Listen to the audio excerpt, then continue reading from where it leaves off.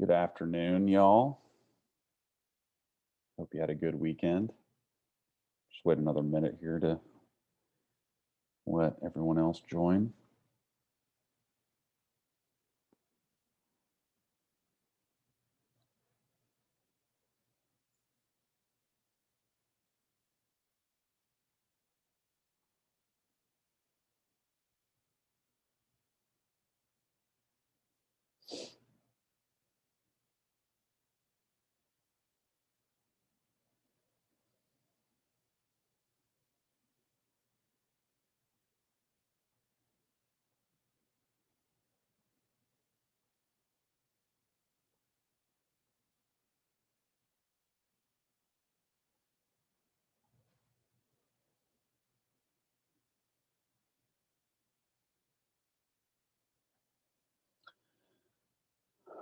All right, we'll go ahead and get started. Um, let's see. So this is where we left off last time, talking about quality of life adjustments. So recall that previously we had been looking at studies that were using either mortality or life expectancy as a measurement of health. But of course, those two measurements can ignore a lot of important things, such as quality of life, right? So we might want to make some adjustments. Um, and so that's what we're talking about here is different quality of life adjustments. And there's kind of two standard ways of doing it, either quality adjusted life years or disability adjusted life years, which are kind of opposite ways of approaching this, I guess. So that's where we left off here, was talking about QALYs. So one approach is to use the ratio of incremental costs to incremental effectiveness. And I think we went over this already, but it doesn't hurt to review. So what this ratio is giving us is sort of a bang for our buck type of measurement, right? And this is what's widely used in the US and Great Britain. But nevertheless, this is a complex type of adjustment that has to be done, mainly because it has to be done for each separate health status. And so you can think about one of those health statuses being blindness, and we might compare 1 year of perfect health with 1 year of blindness. And so if we measured perfect health as 100, this QALY is telling us what would the value of a blind year be. And so a lot of studies standardize blindness to 60, meaning that it's roughly 60% of a standard healthy year, right? So that's kind of the easier approach. The more rigorous approach involves a standard gamble, right? So basically surveying people, asking them, would you prefer this gamble where there's certain outcomes with certain probabilities, or would you prefer this gamble with different probabilities over maybe the same outcomes or maybe even different outcomes? But a lot of people have trouble with interpreting probabilities. And so perhaps a more intuitive approach for people is a time trade-off sort of question, right? So in this way, we might compare, say, 100 days with normal health to N days with a migraine. Okay, so if N is 60, for example, then that means that a migraine results in only 60% of the value of full health, right? So that's a more intuitive approach, but keep in mind that these are all driven by survey studies, which have their own complications because, how do you know that people are telling the truth, or, how do you, sit there and think about the quality of life of being blind, right? Especially if you're not blind or have never experienced blindness. So that kind of brings up some other issues, right? Like, who do we ask these questions, right? Um, do we ask people that are blind from birth? Because how would they have a comparison of life without blindness, right? So maybe they're the wrong people to ask. Maybe we should ask people that were blinded later in life, so they experienced life with sight and without it. Um, or do we question people that have never been blind, right? Or do we question all these people and try to get some sort of idea of an average, right? So there's a lot of issues here.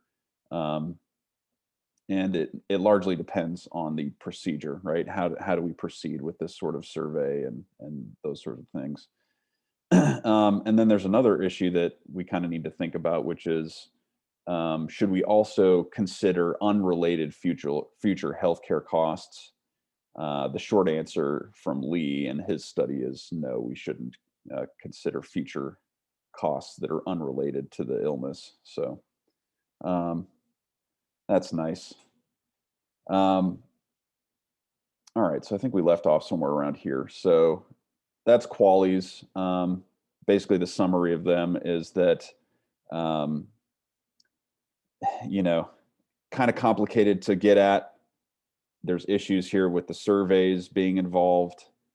There's also the issues of who are the respondents, who do we ask these questions. So maybe not the best measurement. Maybe there's an alternative. So some countries use these disability adjusted life years.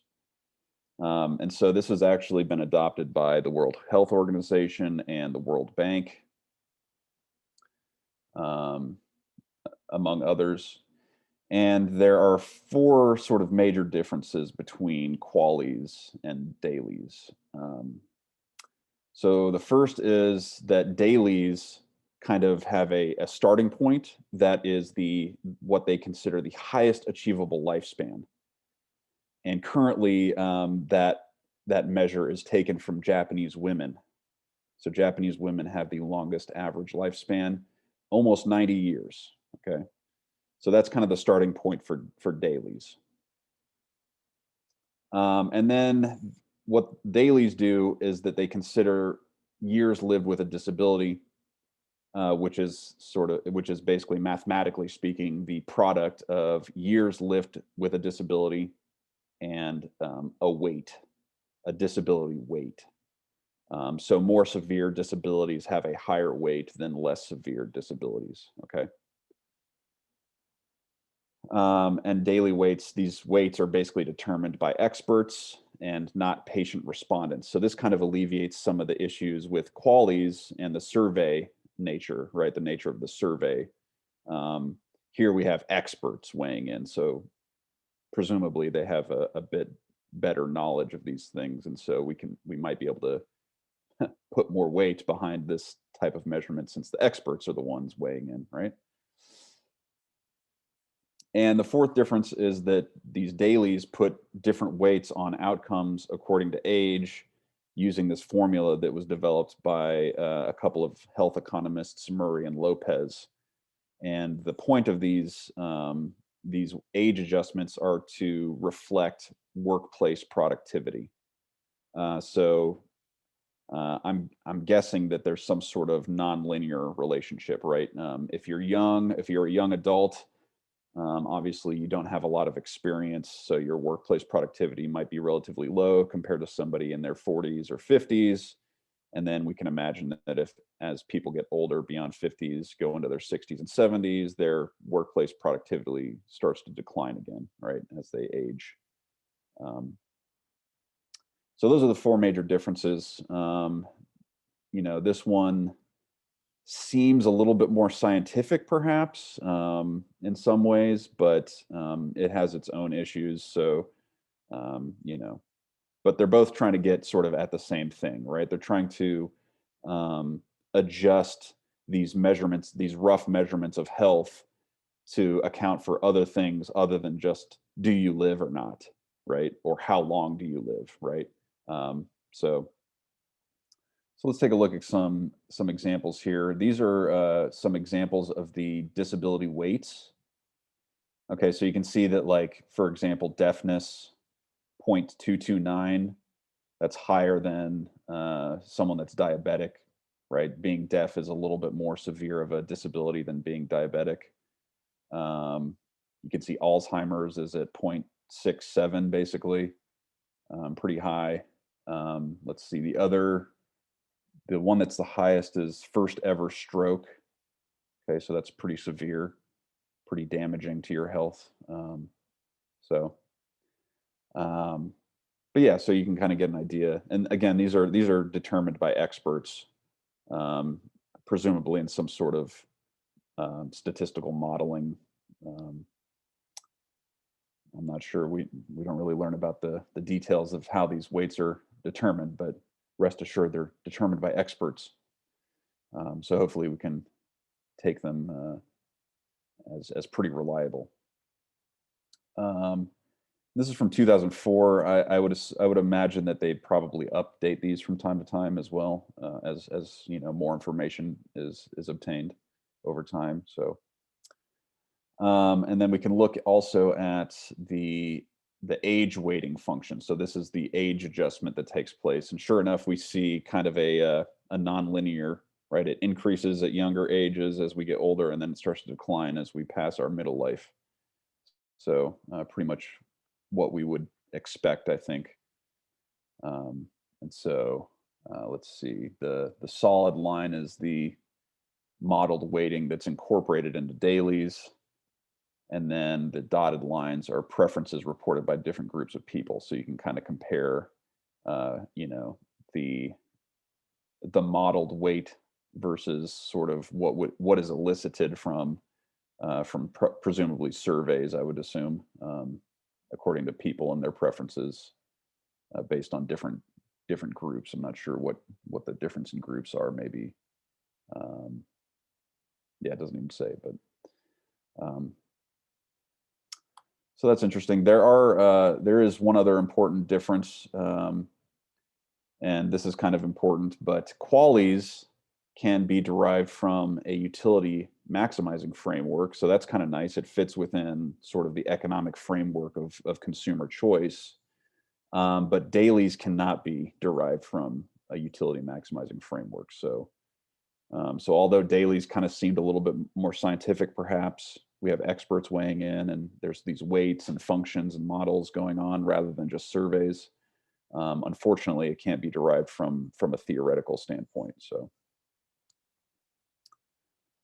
all right. Any questions so far about anything? Okay. All right.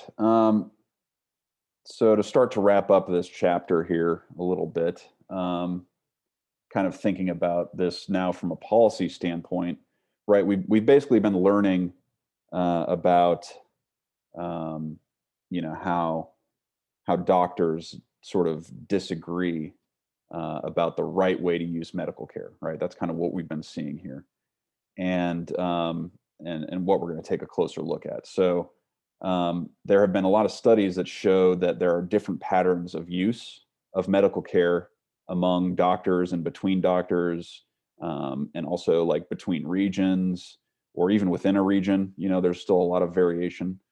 Um, but basically, overall, what we're learning from these studies is that there's a pretty large degree of disagreement between doctors in terms of how much medical care to use, how much to give to people. You know, so really um, differences of opinion both on the extensive margin as well as the intensive margin. But we'll see that there's a little bit of a difference in terms of the evidence between those two margins, um, and that most of the disagreement seems to stem from differing views on the extensive margin, right? So that's where most of the evidence is. Although there is some slight evidence that there might be some disagreement on the intensive margin, but the evidence isn't as strong there. So we'll take a look at that here.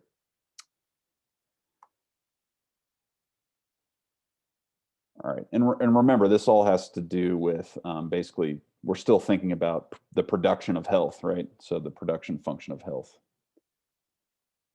Um, so one way to look at this is by kind of thinking about, or I guess it's really the main way of thinking about it. So almost all of these studies sort of focus on um, rates of specific medical interventions received by quote unquote standard populations. So Obviously, if we're looking at different regions, say we're comparing the Atlanta region to Charlottesville or something like that, the populations are very different. So we need to control for that and sort of standardize the populations so that they're comparable.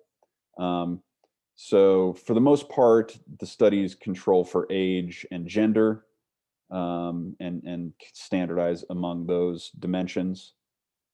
Um, and then the best of these studies also carefully measure the rates of use for the population in question, rather than the rate carried out in the geographic region, right? So um, a little bit more rigorous in those better papers, in those better studies. So what are we talking about here? So the way that these studies typically report their findings is in terms of what's called a coefficient of variation, or COV, COVE for short. So not to be confused with covariance, although there is kind of a relationship there. Um, it's slightly different. Um, and the nice thing about these coefficients of variation is that they are automatically scaled to each procedure the same way, so that they basically have the same exact meaning regardless of whether we're looking at treatments for stroke or treatments for Alzheimer's, right? It doesn't really matter what the treatment is. We can interpret these coefficients of variation in the same way, regardless of the treatment or the medical activity, or even the country or region of interest that we're studying, right? So that's nice because we can compare them across all kinds of different aspects of what we're looking at, right?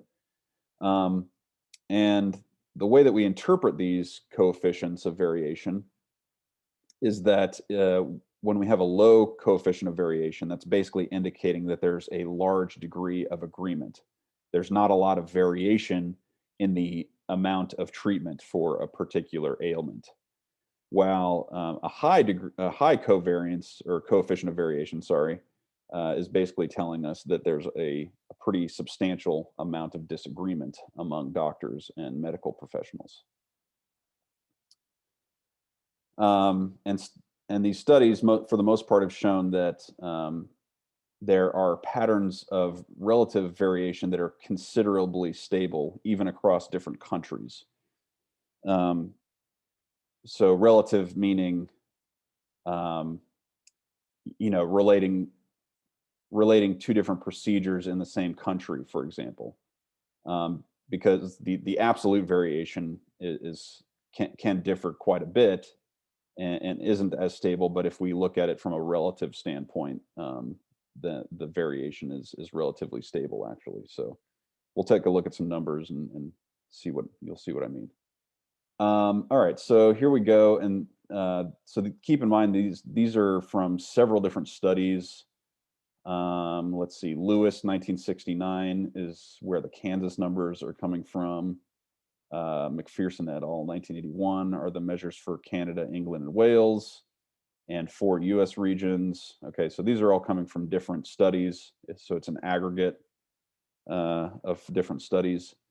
So let's take a look at what we're looking at here. So let's see, it looks like the first study for Kansas did not include prostate or uterus surgical procedures.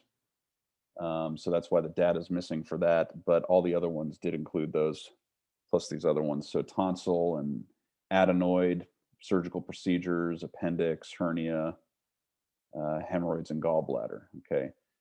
And so let's see, just real briefly looking at it, it looks like the lowest COVs are coming from appendix operations and gallbladder operations. So you can see, particularly sort of in the middle rows there. Let's see, can I get a pointer on here? Let's see if I can get a pointer. Yes. Can you see my pointer? Cool. Yeah, so looking at these numbers here, pretty low compared to some of these other ones. So that's for appendix, and also pretty low for gallbladder operations. So these are areas where doctors are more or less in agreement, right? There's low variation. Okay, so we're seeing more agreement among doctors in how often to prescribe these medical procedures versus tonsil and adenoid, a little bit higher, right? We're seeing numbers that are higher. Same thing for hemorrhoids, okay, and then sort of middle of the road or uterus and prostate, and hernia operations. So, and then as far as like the relative, what the previous slide was mentioning about relative variation, you can see that for this first study in Kansas, the appendix covariation coefficient of variation is pretty high compared to these other ones. But if we looked at it from a relative standpoint, um, I don't know. Actually, that kind of seems to be more of an outlier. So I don't know if that's a great example of the relative variation. But um, you know, let's see if there's a better example here.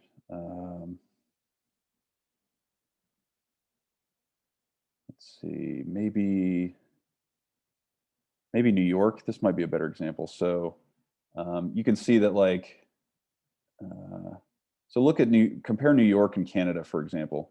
So you can see that the covariation here for tonsil and adenoid procedures, uh, the figure in New York is almost twice as big as the one in Canada. Um, but then we see that, let's see if there's any other, that also happens here with the uterus, right? So we might, from a relative standpoint, the ratio of this 0.23 to 0.18 might be similar to this ratio here of 0.42 to 0.28. So even though the absolute measures are different, we see a similar pattern in terms of the relative measures, right? So thinking of it in terms of a ratio. So that's kind of what we mean by relative variation there. But so this is kind of a pretty nice way of looking at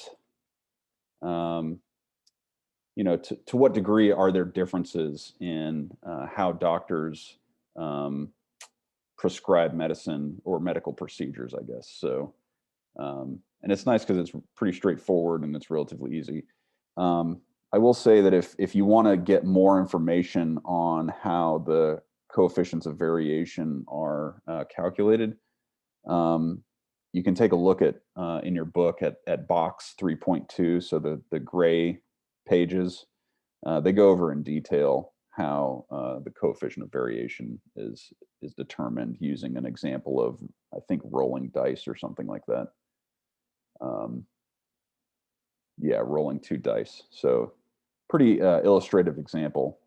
Um, so, and it gives us some nice pictures in terms of like distributions, basically. So if you think of it in terms of a bell curve, um, the where we see a low COV, the bell curve is very narrow, and where the COV is large, the bell curve has a wider distribution. So that's basically kind of in terms of a picture what we're looking at here.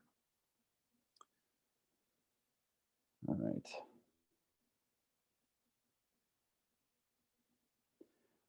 So keep in mind again that so right now we're thinking about the extensive margin, right? So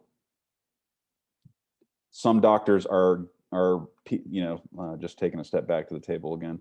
So with tonsil removal and adenoid removal, I don't even know what that is. What is an adenoid? Anybody know? I know what a tonsil is. Heard of that. But anyway, so with tonsil and adenoid removal, some doctors are telling more people to get those procedures than other doctors, right? So there's a large amount of variation in the number of people getting these procedures, right? The extensive margin, not so much the intensive margin, right? So that's what we're looking at right now. And so one finding from pretty much all these studies is that the variation in surgical rates, right, the number of people getting these procedures, um, does not correspond well with cross-nation agreement about the quote unquote proper rates. So there seems to be sort of a disconnect between what doctors are doing and what medical communities are agreeing on are the proper rates, which you can kind of think of as the average, right? And so the table that we were just looking at doesn't necessarily show um, procedures with large COVs. So that's kind of interesting too to think about is that, you know, these are just like the most common procedures that have COVs. There are procedures with higher COVs. So just for example, among Medicare patients, so these are much higher numbers than what we were seeing in general in that table. So 0.79 for injection of hemorrhoids, 0.69 for hip reconstruction, 0.67 for removal of skin lesions, 0.47 for total knee replacement. So these are sort of the higher COVs that we see. And remember, like, keep in mind here that this is basically going back to our theme of uncertainty, right? Doctors don't necessarily know what to do, even though that they go through lots of training, right? And there's disagreement about how much of these things to do. Like, do we give someone a hip reconstruction that like has minor hip pain? Maybe some doctors will say yes, other doctors will say no, right? And so there's, you know, thinking about uncertainty with regard to all of this is really where these variations are coming from, right? So most of these, right, all of these we've looked at so far are pretty much surgically related, but there are some studies that have looked at COVs for non-surgical procedures, and most of them are moderate to large, so anywhere from like zero point 0.4 and higher. And so really what we're looking at here is like hospitalizations, for example, that don't necessarily involve surgery, things like that. So let's take a look at those. So COVs greater than zero point 0.4 for things like UTIs, chest pain, bronchitis, middle ear infections, and upper respiratory infections. So pretty, you know, like I said, moderate to large, and none of these involve surgery, right? They just involve, you know, maybe medication or something else that's non-surgical. Um, we see a cove of 0.58 for skin biopsies, right, which is used to detect skin cancer. 0.32 for coronary angiography, so trying to detect risk of heart attacks and stroke. There's also some measurements of variation in pediatric hospitals, so that's an interesting subset to look at is children's hospitals. So 0.56 for pneumonia, 0.57 for middle ear and upper respiratory, 0.35 for bronchitis and asthma, 0.42 for gastroenteritis. I think I said that right. So that's kind of the main way that health economists try to investigate the types of the variation that exists on the extensive margin.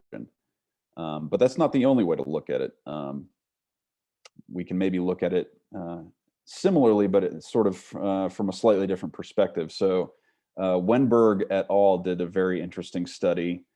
They investigated variation between two cities, both of which have medical schools.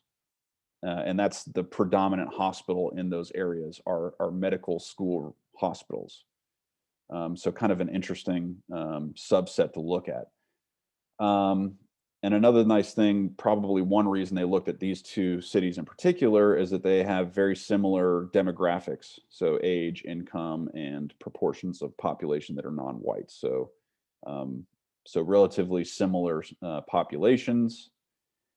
And what they found was that there was a wide variation. There was a large degree of variation even within academic medicine. Okay, so you might think, oh, well, medical schools, there's, you know, these are academic settings, so there must be some there must be a larger degree of agreement, right, in terms of administering certain medical procedures. But no, they found that there was still a large degree of variation, right? So just as some examples of the evidence of the variation, the hospitals in Boston had 55% more hospital beds, and this is controlling for population, so this is per capita. And each bed had 22% more employees, okay, again, per capita. And on top of that, employees in Boston were paid 5% more on average. And citizens of Boston spent 87% more on healthcare. Yeah, pretty substantial, right? Almost twice as much, right? That's crazy.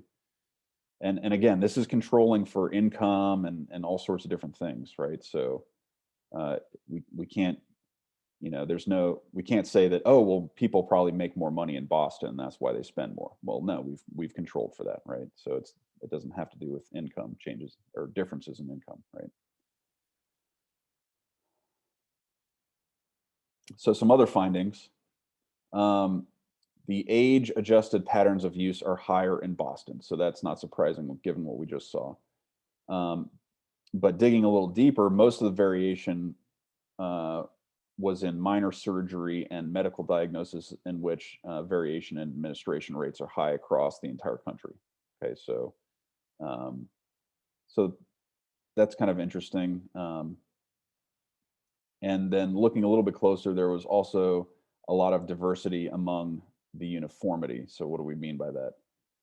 So cabbages, we talked about cabbages, right? Let's see here. Let's see if I can go back to where we talked about cabbages so we can refresh our memories there. What slide was that? Hold on.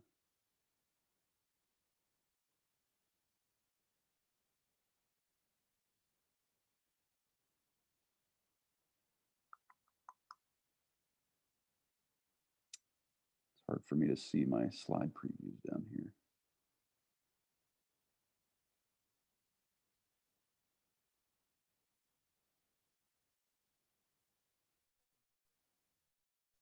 All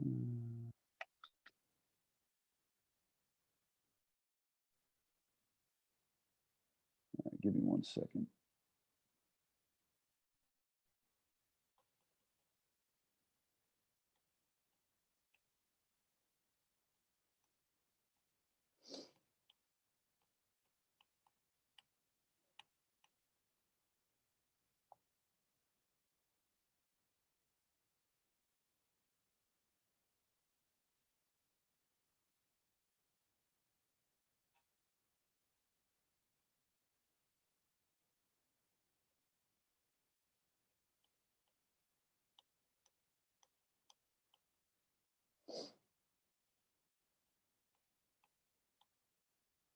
Any questions while I hunt this down?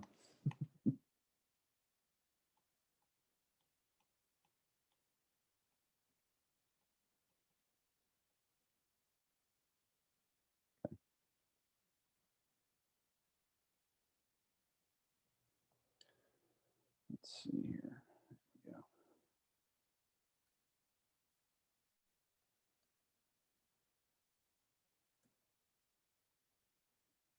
Here we go. Coronary artery bypass grafts, right? So recall that that's a treatment for people who are at risk of stroke and heart attack. All right, where was that here?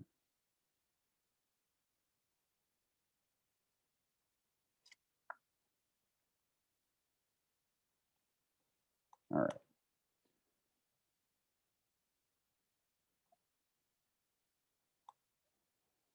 All right, so that procedure, coronary artery bypass grafts, in New Haven was 2 times the rate of Boston. But cardioid oh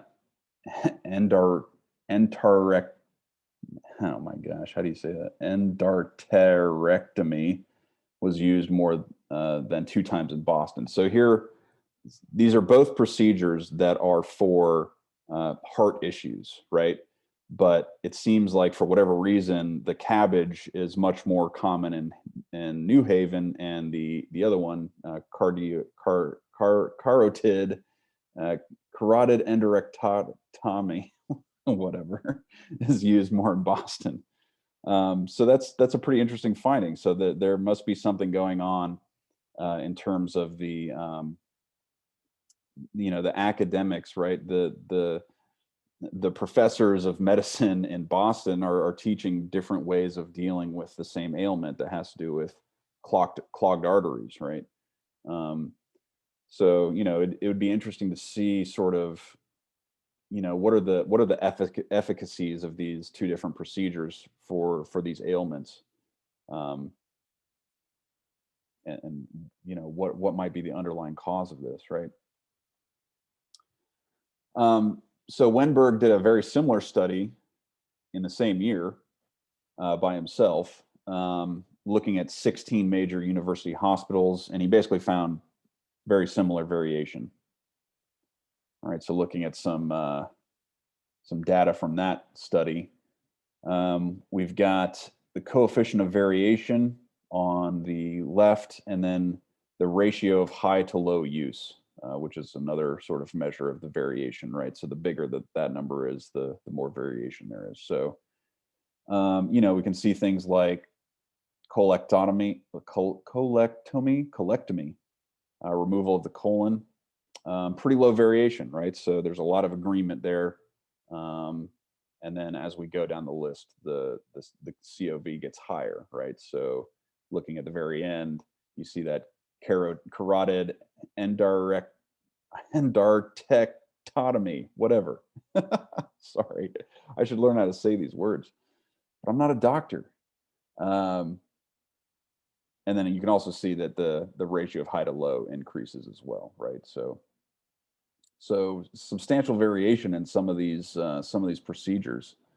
Um, you look at like spinal fusion with or without disc removal. Not a lot of agreement there on who to give that procedure to. Total knee replacement, mastoidectomy. I think that's is that breast cancer related? Does anybody know? Uh, so yeah. But in summary, right, a lot of variation. So, this is kind of begging the question, like, why is there so much disagreement in some of these areas, right? And I guess furthermore, like, should we do something about it, right? Like, um, and I guess to answer those questions, we really need a better idea of the effectiveness of these procedures, right? So thinking back to sort of the maybe the quality of life adjusted sort of measures, in terms of um, the extensive margin and the marginal productivity of these things, right? Is it worth it extending the numbers of people that we give these procedures to, or is it not worth it? Would medical resources be better spent somewhere else, right? Something else that this study provided us with is a nice rule of thumb. So what Wenberg found was that if you took the ratio of the highest rates of use to the lowest rates of use, they corresponded approximately with 10 times the COV. Okay, so what that means, for example, the COV for appendectomy was 0.3, and the ratio of high to low use is 2.86. So that's kind of a nice way to sort of interpret these COVs, is in terms of the ratio of high use to low use. Um, so the end of the spectrum, basically the I guess it was probably in terms of region, right? So the regions that had the highest use used appendectomies 3 times as much as the regions with the lowest amount of use, right? So 3 times as much, which is pretty high. But then you take that to other things, right? Like the highest one here is that one that I can't say, carotid endarterectomy. I think I said it right finally.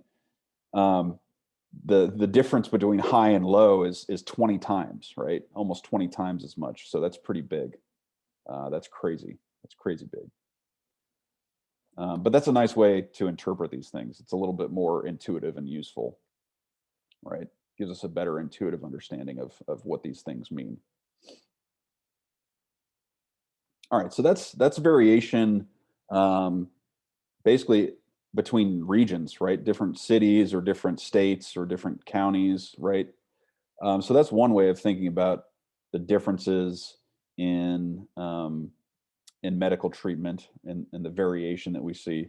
But we could also think about physician-specific variation. And here, what we're kind of thinking about is styles of medical practice, right? Um, and obviously, there's a lot of different styles of medical practice. A lot, some doctors are more, they're averse to medical procedures and surgery, right? They think, all right, well, if there's any alternative to surgery, let's try that first, right? So they're conservative in that sense, whereas other doctors are more aggressive and they're like, yeah, we need to go in there with the knife and cut that thing out or whatever. Let's not worry about alternatives. Let's just get in there and take care of the problem. Okay, so just to kind of recap, what we looked at previously was aggregate, right? Aggregate data to some extent, looking at regions or cities, right? And looking at one intervention at a time, right? So that carotid thing that I can't say and and other procedures. So specific procedures, looking at them one at a time at a specific time, right? Um, Here we require a different approach, right? Because, well, there's some issues.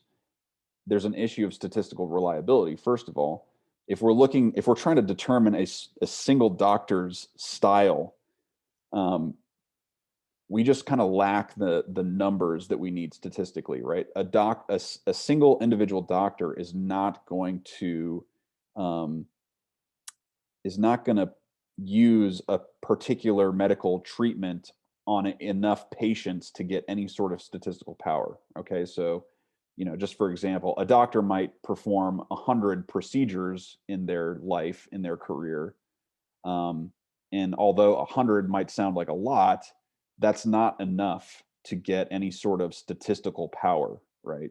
Um, so we're not going to be able to determine with a large amount of certainty any sort of differences, right? Um, we can't achieve any sort of reasonable confidence that differences in treatment are not due to, say, differences in illness. Okay, so that's one problem. But there is a solution. So what we can do is we can analyze single diseases or treatments, and get enough people by aggregating by region and then standardizing to correct for age and gender differences, which is kind of similar to what was done in the previous studies looking at different regions.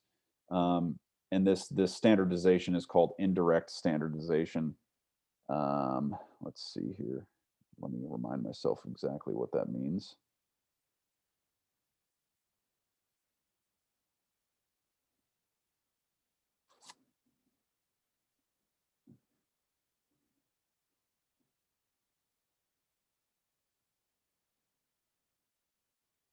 Yeah, okay, so this is basically this indirect standardization is correcting for basically um, the differences in doctor's patient mix. So like obviously a particular doctor is going to see a different type of patient on average than another doctor in a different area or region, right? So standardizing based on these things. Um, yeah,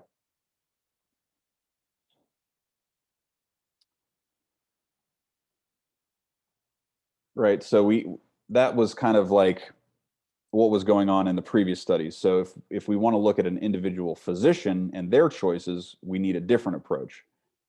Again, because a single doctor doesn't treat enough patients with a given disease or a given treatment to achieve that statistical power that we need. And so because of this, uh, they call it case mix, right? The mix of cases that a doctor sees and the severity of the illnesses that they're treating are going to be, the variation in those things is going to be wildly different from doctor to doctor, right? And so we need a way of controlling for these. But once we do control for them, we can then estimate the medical costs used to treat patients in each doctor's practice, and therefore sort of arrive at an estimate of their practice style, right? So that's kind of what we're thinking about here. So there's been a couple. The first of these studies was Phelps et al. 1994, and they used data from Blue Cross Blue Shield insurance, and they focused on the treatment provided by a primary care physician. And the reason they did this is because people that had Blue Cross Blue Shield, if they wanted some sort of medical treatment, they had to go to a primary care physician first before they got any other kind of treatment, right? So if a patient thought that they needed back surgery, they couldn't go straight to a surgeon. They had to first go to a primary care physician who would give them, a physical or some other type of diagnosis, and then they would have to get a recommendation from that primary care physician to visit, say, a specialist or get further treatment.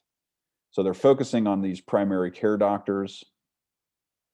And in terms of the data that they had several 100,000 patients, so lots of patients, which is good. We had statistical power, and these patients were cared for by about 500 primary care doctors that were pretty much accounted for nearly all of the primary care doctors in the Rochester, New York region. And they used two new methods of estimating severity of illness, and they used these methods to estimate and control for the illness of each patient. So that's how they're controlling for the case mix, right? The case mix among doctors. And then basically what they did was they had sort of this unexplained portion, right? There was a portion of the expenditure that they could not explain. And they averaged over each patient in each doctor's practice. And this unexplained portion basically gives us an estimate of each doctor's style. So basically what they're assuming is that this portion that we can't explain with other data must be due to the difference in the doctor's style of treatment.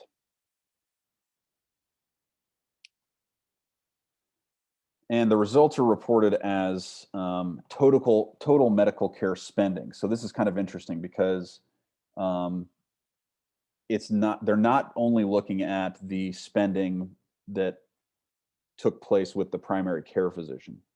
They're looking at total spending as a result of the primary care physician's recommendations, right? So if the patient saw the primary care doctor and then went on to a specialist and had surgery, all of the costs associated through that entire course of treatment are totaled up, and that's what they're looking at, okay? And what they found was that doctors do, in fact, have importantly differing styles or patterns of treatment. And the way that it was reported was as a comparison to the average community of doctors. So, for example, if there was a measure of 0.2, it basically meant that doctor and their style resulted in a 20% higher medical care cost than the average in their community. Okay, so that's how we're looking at these numbers. They also computed the standard deviation, which is telling us how much of the differences that were being observed were random, or in other words, due to chance, and how much of it was systematic. Okay, so a large standard deviation means that basically there's a good chance that what we're seeing is due to chance. And if there's a low standard deviation, then that's telling us that it's more systematic. It has more to do with these differences in style, okay? All right, so here we go. This is the distribution. And so, this is all compared to the average in the community. So if we're looking at 0, that basically means that those doctors are basically right on average. We go all the way to the left and see negative 0.3. So those doctors in that bar, their advice and their style resulted in a 30% lower cost than average. And then we go all the way to the right and we have positive 0.3. Those doctors and their style resulted in a 30% higher cost than average. Okay, so, and we kind of see sort of a bell shape, not exactly, but something kind of like a bell distribution. So these are the findings. So this is pretty interesting. But perhaps the most important finding was that the differences in style lead to large differences in total spending. So just as an example, the top 10% of doctors used twice as many resources as the lowest 10%. So a huge difference in total spending, right? And this is important, especially if the extensive marginal productivity is low, right? These doctors are having their patients spend a lot more money in terms of medical care. I seriously doubt that they were getting twice the results, right? They're spending twice as much, probably not getting twice the benefit, right? So that's really kind of the important question: is are these resources being utilized to their fullest extent? If not, then we need to somehow get these doctors to sort of rein in their aggressive style of medicine, right? Um, so here's another way of looking at basically the same data. So this is the deciles, so 1 through 10. And you can see that each decile has basically roughly 50 doctors in it, right? Because there were 500 doctors. And so this is pretty interesting, right? So the lowest decile, that's the lowest 10%, right? So that's the side that was closer to negative 0.3 in terms of the relative use index, right? So you can see here the average deviation, right? So how much did the medical spending differ compared to the average? And you can note at the bottom there, let me get my laser pointer out here. Whoops. Where's my laser pointer? Why isn't it coming up? Pointer, there we go. So you can see here that the average expense was $879, okay? So the doctors in the first decile basically almost cut that in half, that spending in half, right? $419 less than this average. Whereas the highest decile, they were spending almost $600 more than this average, right? So pretty big differences here, right? We're talking around $450 for this decile, up to like $1,500 for this one. And this is per visit, I think, per primary care visit. So again, just more evidence that there's a pretty wide difference among doctors and how they prescribe medical procedures, right?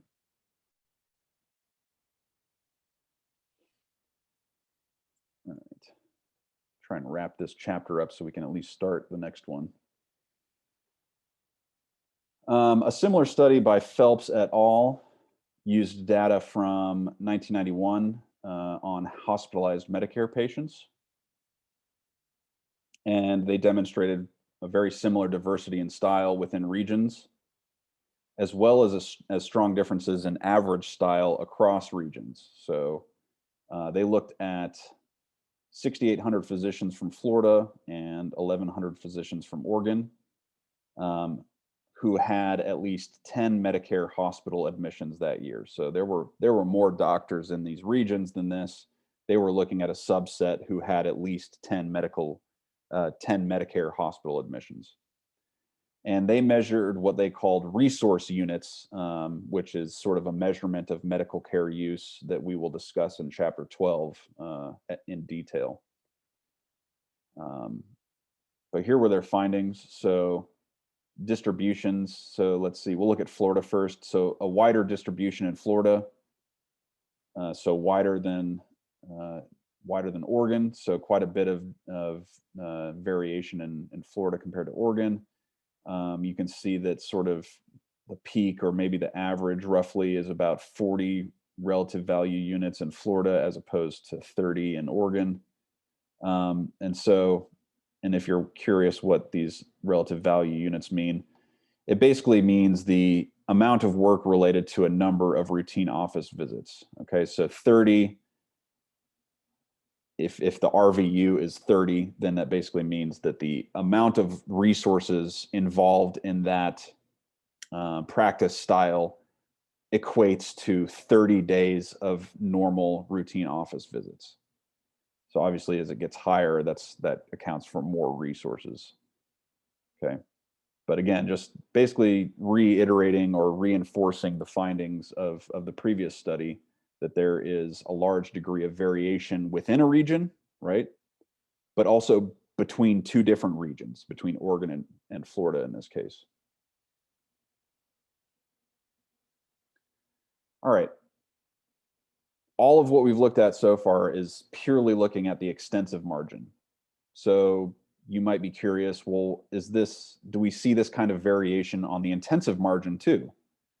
But unfortunately, there's not a lot of studies that look at the variation on intensive margin. There are only a couple that are even mentioned in this book. So Stano and Foland looked at the use of ambulatory care by Medicare patients. And they found that the propensity to use care overall was not related to intensity of treatment. So there didn't seem to be a correlation between the extensive margin intensity and the intensive margin intensity, which, initially you might think, okay, well, doctors that prescribe treatments to more people might also use those treatments more intensively. But they did not find that relationship. Chasen et al. Looked at specific surgical procedures, and they came to the same conclusion. So basically what they found, both of these studies found, is that doctors who are aggressive or conservative on one margin might be the same, or they might be different on the other margin, right? So a doctor might be really aggressive in terms of giving a procedure to lots of people, but they aren't using these procedures very intensively per individual, or it could be some other combination of those two, right? So they didn't find any correlation between the extensive margin and the intensive margin variation. And that's about all we can say, unfortunately, in terms of the intensive margin and the variation there, simply because there's not a lot of studies there. So if you ever want to become a health economist, that might be an area of research that's lucrative. Roos et al. Used individual patient data from their province-wide claims system in Manitoba, Canada, to address a similar question. And what they did is they looked at the propensity to admit patients to the hospital and their average lengths of stay. So the admissions, that's the extensive margin. The length of stay, that's the intensive margin, right? And so they found something interesting that the other two studies didn't find. They found that there was a slight negative relationship between the two indexes for each doctor. So doctors that admitted more patients to the hospital had lower lengths of stay on average. But this might just be an artifact of the fact that as you admit more patients to the hospital, the average in terms of their illness is going to go down. They're going to be less sick on average, right? Because of course you're admitting people that are very sick, right? But as you continue hospitalizing more people, the people that you are additionally hospitalizing are less sick as you continue hospitalizing more people, right? Because you're prioritizing the most sick people, and as you admit more people into the hospital, they are less sick, and so the average sickness is declining. So this isn't really necessarily telling us anything important other than that people are sorting in the way that we might expect, right? Um, the sickest people come to the hospital, and then that kind of trails off as people get less sick. So not anything that's really super surprising there, unfortunately. So ultimately, the intensive variation aspect, the intensive margin and variation in the intensive margin is kind of still an area of where research is needed. Um, but this now brings us to policy, right? What do we do in terms of policy? And really, there's a couple of really important questions that all of this whole discussion has brought up, right? First of all, how do interventions become standard medical practice, right? What is considered standard, and how is that determined? Because it looks like there's a lot of disagreement. So we might be interested in learning about the process of standardizing medical care. And then furthermore, what causes the medical community to change its beliefs about therapeutic efficacy and effectiveness, right? And then probably a more precise way, or right, if we're putting on our econ hats, the better way of thinking about it is, what is the proper way of creating and distributing information about marginal productivity? That's really what we care about, right? We want to know, are these doctors that are spending twice as much really doing any good for their patients? And if not, how do we make them aware of that so that they can better utilize the resources that they're having patients utilize, right? But these are complicated questions. And for the most part, providing them is essentially providing a public good, which means that we shouldn't expect anyone out of their own private interest to provide this information. So, of course, we need things like the NIH, right, the National Institutes of Health, other organizations that are providing this funding and research to get at these questions. Right. So one approach comes from physician guidelines. So that's kind of sort of the best approach currently, is that some organizations like the NIH and the World Health Organization provide guidelines. But of course, these are just guidelines. Physicians can ultimately do whatever they think is best for their patient, regardless of what the guidelines are. But that's kind of the best that we have right now are guidelines from organizations like the WHO. So, all right, let's wrap this chapter up. So to summarize, what we saw in this chapter was that we started by thinking about how health can be produced by medical care, right? A sort of a production function, which is kind of a very bizarre thing when we're talking about consumption, right? We don't typically talk about production functions when we're thinking about consumption, but it turns out to be useful here because consumers are directly consuming health, but they can't purchase health directly. They have to purchase medical care that is transformed into health. So that's where the production function is useful. But it's an uncertain process, and it's almost certainly subject to diminishing marginal returns to scale, right? Like most productive activities. And we saw evidence that average productivity is high in the United States, but marginal productivity is probably pretty small. And we talked about the differences between extensive and intensive margins. And there's obviously a considerable amount of disagreement as to the proper level of care, as we saw through all these evidences in terms of the coefficient of variation and the other studies that kind of followed.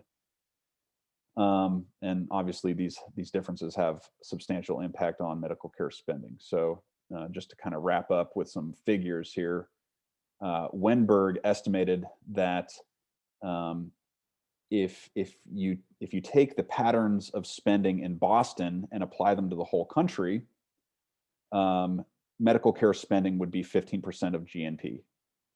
If you took the patterns of use in New Haven and applied them to the whole country, it would result in 8% medical care spending as a percentage of GDP.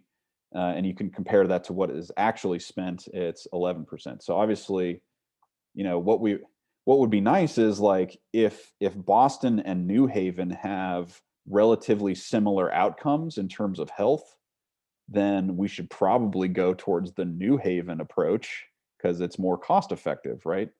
So that's kind of a policy issue, but that's kind of a nice way to kind of wrap up and think about this whole chapter overall is in terms of that. So, all right, any questions from this chapter? Everybody good?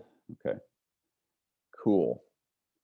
So we're going to get a little taste of the next chapter. We'll just cover a little bit of it, and then we'll move on. I do want to show you guys real quick. Maybe actually I'll go over this instead.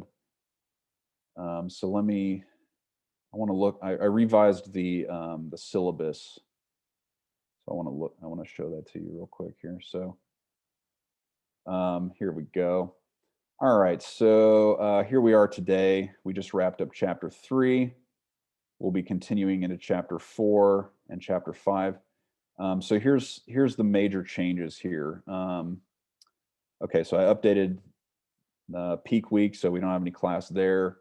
The major change here is with the exams. So the way I had it set up was we would take a day off from class so that you guys could focus on preparing for your exams. I kind of got rid of that. So basically, we're not going to take any class days off now. And the other major change is that test 1 is only going to cover through chapter 4 instead of all the way through chapter 5. And that's basically so that you have plenty of time to study in this range of dates for this exam, and we get the first exam done before the last day to withdraw.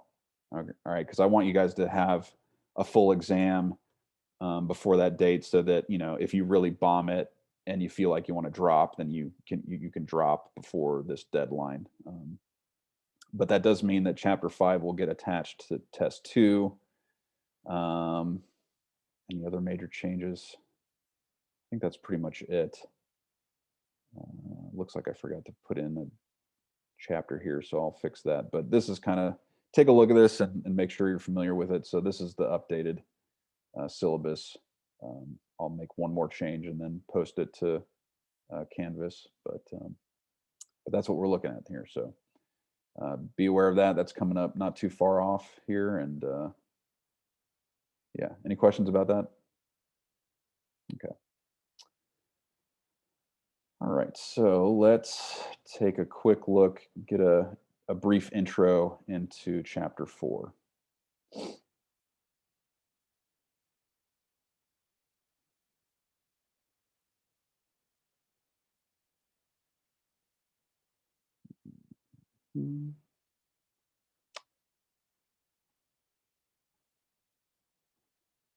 All right, cool.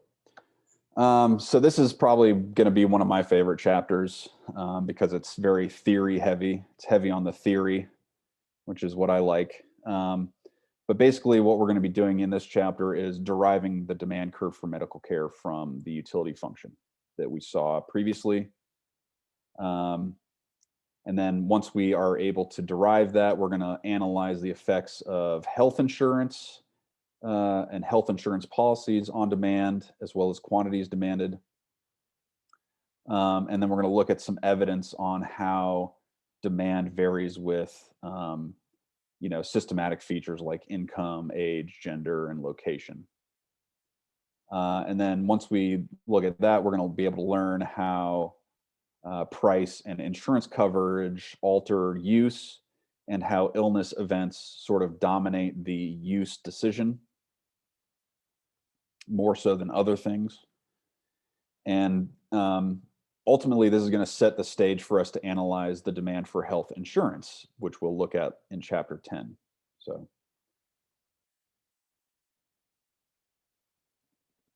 all right, so your learning goals for this chapter, which this might be all that we get to look at today. Oh, we still have some time. So your goals for this chapter are, first of all, to be able to follow the logic for shifting from the demand for health, right, which is what people directly consume, to the demand for medical care given a specific illness. Okay. You also want to be able to understand how to derive demand curves for medical care from indifference curves and how these relate to the demand for health. You also want to be able to interpret demand curves as value measures, right? So think about willingness to pay for something. So consumer surplus is basically what we're talking about there. And then ultimately learn how health insurance of various types alters the price of medical care and how that affects the demand curves. Okay. So we're going to start out by talking about indifference curves. And remember that we're thinking about utility in terms of consumption goods, like what we consume in everyday life, food, housing, clothing, right? All that stuff is sort of bundled into X, and then health, right? So those are the things that affect our utility. And I want you guys to keep in mind this Latin phrase, de gustibus non disputandum est. Anybody speak Latin? Anybody take Spanish? Anybody know Spanish? Okay, so gustar is a preference, like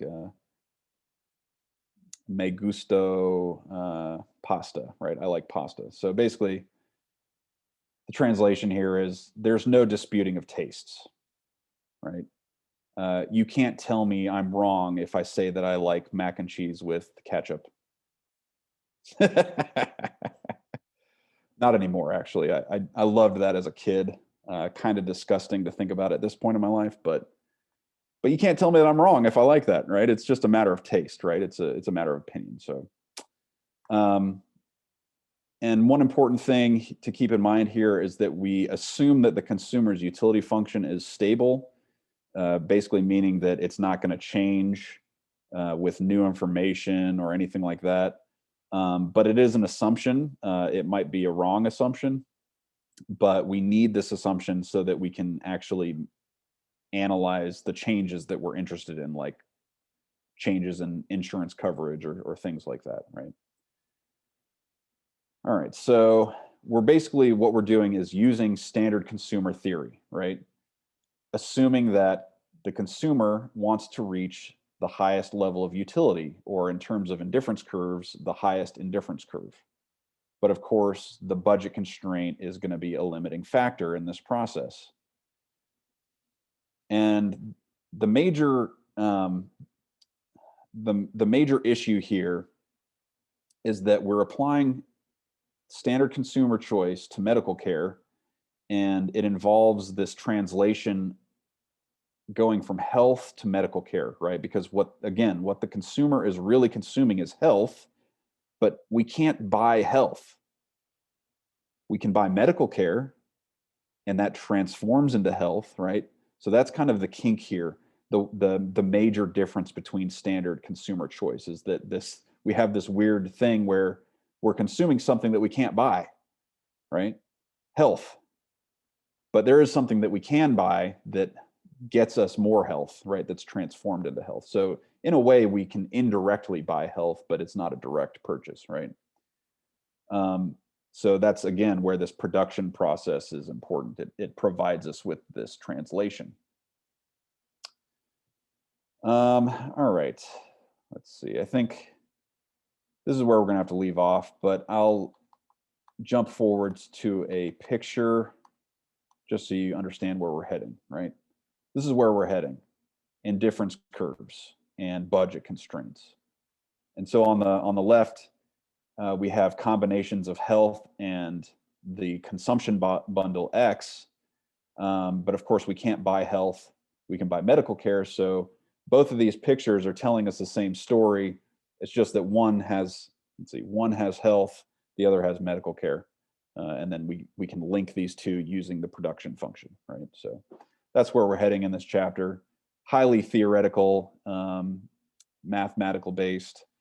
So yeah, hopefully you're like me and you like this stuff. But if not, hopefully I can at least make it interesting and tangible for you. So that's where we'll pick up on Wednesday. Is right here. So, any questions before we go? Oh, your next homework is assigned. It's posted on Canvas. Let me just look at it real quick for you. Let's see if I can.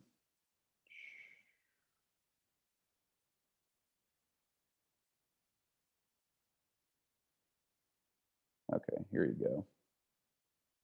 There you go. You see it right there.